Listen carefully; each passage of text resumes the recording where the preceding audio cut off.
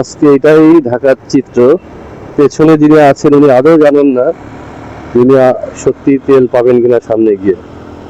কারণ যে পরিমাণ সিরিয়াল তেলের, দেখেন এই সবগুলো অনেক জায়গায় তো ইউটিউবে দেখলাম তেল নাই, তো তারপরেও আজকে ছুটির দিনে বের হলাম যে আজকে ছুটির দিনে হয়তো একটু চাপ কম থাকতো। এই যে এই সবগুলো কিন্তু তেলের লাইন। আমি এখন আছি এইটা তেজগাঁতে। তেজগাঁতে আড়ংয়ের মানে লিং রোডে আছি। বামে যেগুলো দেখছেন এই সবগুলো তেলের লাইন, গাড়ির বিশাল বড় একটা লাইন। এবং জানি না তেল দিচ্ছে কিনা, সম্ভবত তেল দিচ্ছে না। আর এই গাড়িগুলো অনেকক্ষণ যাবতীয় হয়তো দাঁড়িয়ে আছে। না, দিচ্ছে মনে হয় তেল, গাড়ি আগাচ্ছে যেহেতু।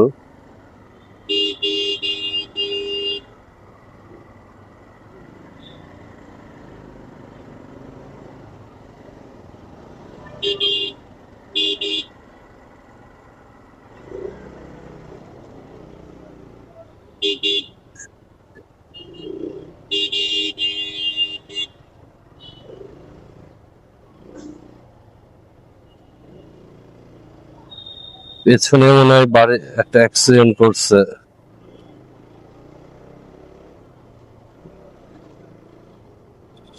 তেলের বাইকের লাইন এখানে অনেক বিশাল লাইন। এদিকে তেলের লাইন ঢুকে গেছে। এটা তেল দিচ্ছে এখানে, বাট অনেক লাইন। তো এত লাইনে দাঁড়াবো না, তো সামনের দিকে গিয়ে দেখে আসি কি অবস্থা।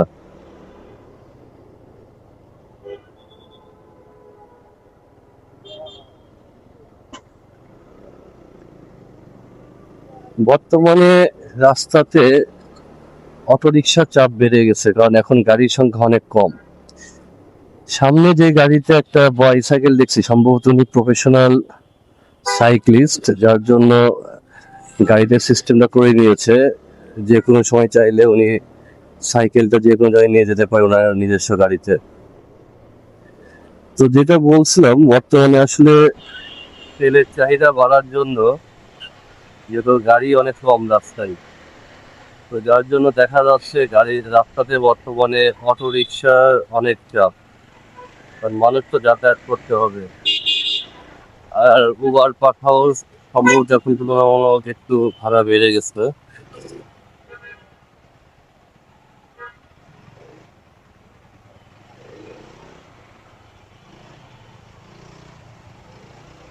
সামনেও এটা বিশাল লাইন। এখান থেকে বামে যেটা দেখতে পাচ্ছেন গাড়ির লাইন, বাইকের লাইন, সবগুলোই তেলের সিরিয়াল। সবচেয়ে মজার ব্যাপার, যেখানে ফিলিং স্টেশন আছে তার পাশে যেই ভবনগুলো আছে তাদের জন্য একটা ঝামেলা হচ্ছে এখন। গাড়ি যেহেতু সিগন্যালে দাঁড়াই থাকে তেলের জন্য সিরিয়ালে, সেক্ষেত্রে তাদের মেন গেটেও সমস্যা হয় ঢুকতে।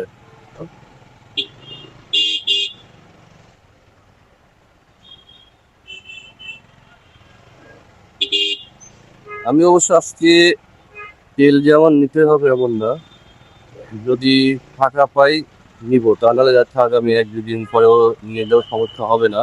তো এই জন্য আমি সার্চিং আছি যে একবারে ফাঁকা কোথাও পাই কিনা, হলে নিব নাহলে নিব না।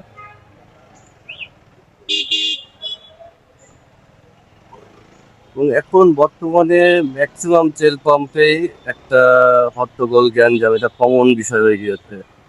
সেটা যারা তেল কিনতে আসছেন তাদের সাথে এবং পাম্প মালিক বা পাম্প কর্তৃপক্ষের সাথে।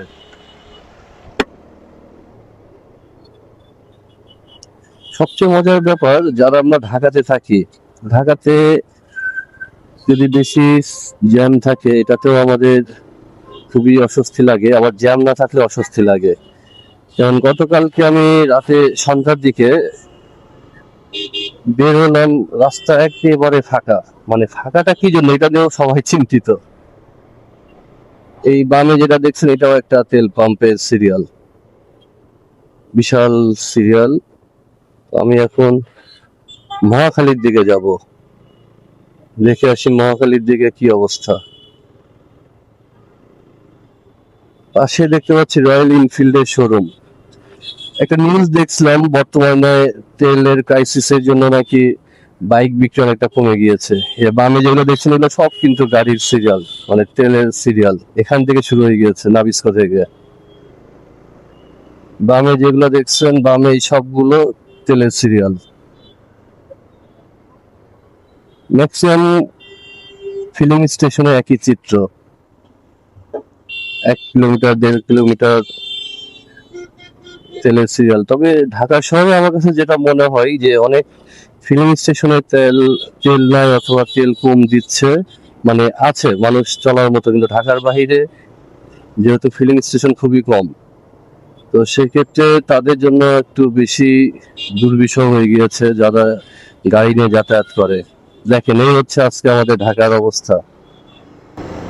আজকে এটাই ঢাকার চিত্র।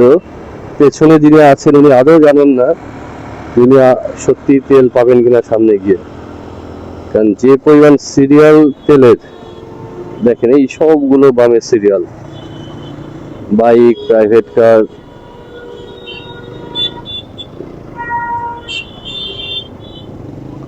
বামে আর একটা সিরিয়াল, বামে এটা আর একটা ফিলিং স্টেশনের সিরিয়াল। মানে মানুষের তেলের জন্য এখন হাহাকার লেগে গিয়েছে। বামে কি একটা অবস্থা, সব জায়গাতে সেম। যদিও প্রশাসনের অনেকে আছেন, তারপরেও চেষ্টা করছেন সবাই যেন সবাই তেল পায়। দেখেন আজকে শুক্রবার কি একটা অবস্থা মানুষজনের। ঢাকা শহরে আসলে একটা মিনিটও মানুষের অপচয় করার সময় নেই।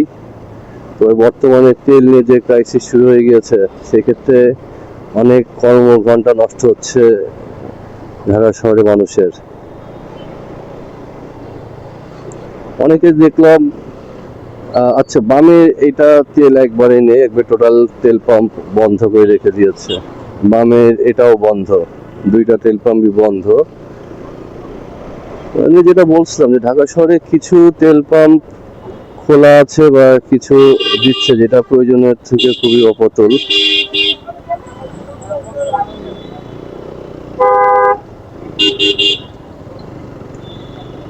সামনে ট্রাস্ট আছে, যাই ট্রাস্টে দেখি কি অবস্থা। ট্রাস্টে অবশ্য তেল শুনলাম দেয়, যেটাও দেখেন সিরিয়াল এখান থেকে শুরু হয়েছে রেলগেট থেকে, মহাখালী রেলগেট থেকে ট্রাস্টে আগে না একটা তেল পাম্প আছে, এটা সিরিয়াল। বামে সব বাইক দেখা যাচ্ছে, প্রাইভেট কার, এই সবগুলো তেলের সিরিয়াল।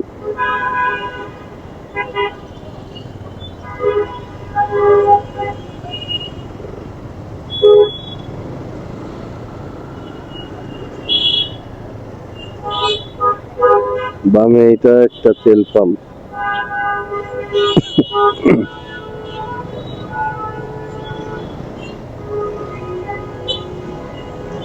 এবং এই তেল পাম্পের জন্য যেটা বলছিলাম, অনেক জায়গায় আসলে খুবই ভোগান্তি হচ্ছে মানুষজনের ট্রাফিক সিগন্যালের জন্য। এইটা থেকে সম্ভবত ট্রাস্ট শুরু হয়েছে। দেখেন ট্রাস্ট তেল পাম্প অনেক দূরে এখান থেকে, আর শুরু হয়েছে এইখান থেকে ফ্লাইওভারেরও আগে থেকে।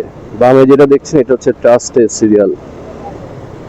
এখন সামনে এই সিরিয়ালে যারা আছেন ওনারা আদৌ জানেন না যে কখন ওনারা তেল পাম্পের কাছে পৌঁছাবেন অথবা তেল পাবেন। সামনে জাহাঙ্গীর গেটেরও আগের থেকে, মানে মহাখালী রেল গেটের পরে যে একটা তেল পাম্প আছে তারপরের থেকে শুরু হয়েছে এটা ট্রাস্টে, যেটা বিজয় সরণি ট্রাস্টের তেল পাম্প, এটা সিরিয়াল।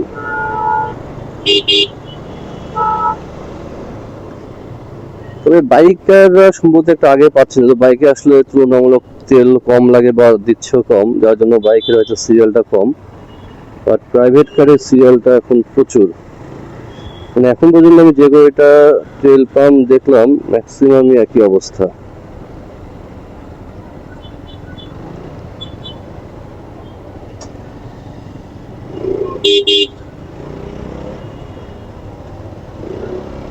এবং এই সিরিয়ালগুলো কিন্তু তেল পাম্পের সিরিয়ালের জন্যই এই জ্যামগুলো লেগে গিয়েছে, না হলে সচরাচর এই জ্যামগুলো হয় না কখনো।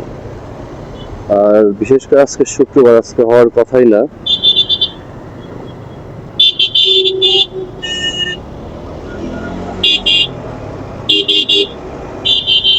মানুষের খুবই ভোগান্তি চলছে আসলে ঢাকা শহরে। শুধু ঢাকা বললে ভুল হবে, সারা বাংলাদেশে একই চিত্র। দেখেন কোথা থেকে শুরু হয়েছে এই সিরিয়াল। আমরা জাহাঙ্গীর গেটও পার হয়ে আসলাম, মানে মহাখালী থেকে শুরু হয়েছে। সিএনজি এটা অনেক চাকা খুলে কি পড়ে গিয়েছে নাকি একবারে? একবারে সামনের চাকা খুলে পড়ে গিয়েছে। আসলে মানুষের ভোগান্তি কোনো না কোনো দিক দিয়ে হচ্ছেই। কত বড় সিরিয়াল এই তেল পাম্পে, আল্লাহ মাফ করেন। মানুষজন কি একটা ভোগান্তিতে সবাই।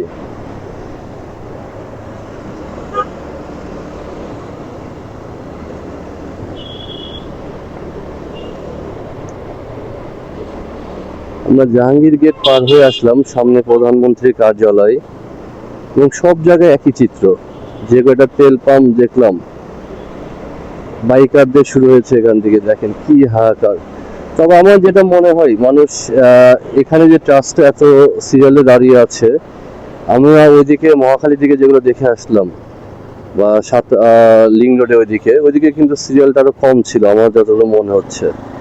এখানকার থেকে কম ছিল। ওনারা চাইলে ওইদিকে কিন্তু তেল নিতে পারতেন। তো হতে পারে যে এখানে হয়তো তেল দেয়, কারণ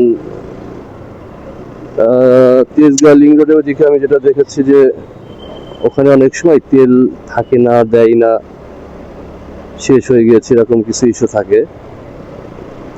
দেখুন আমরা সেই মহাখালীর দিকে দেখছি, মহাখালী রেলগেট থেকে চলছে এই সিরিয়াল। এবং সবচেয়ে মজার কথা, যিনি পেছনে আছেন উনি আদৌ জানেন না যে আজকে উনি তেল পাবেন কিনা।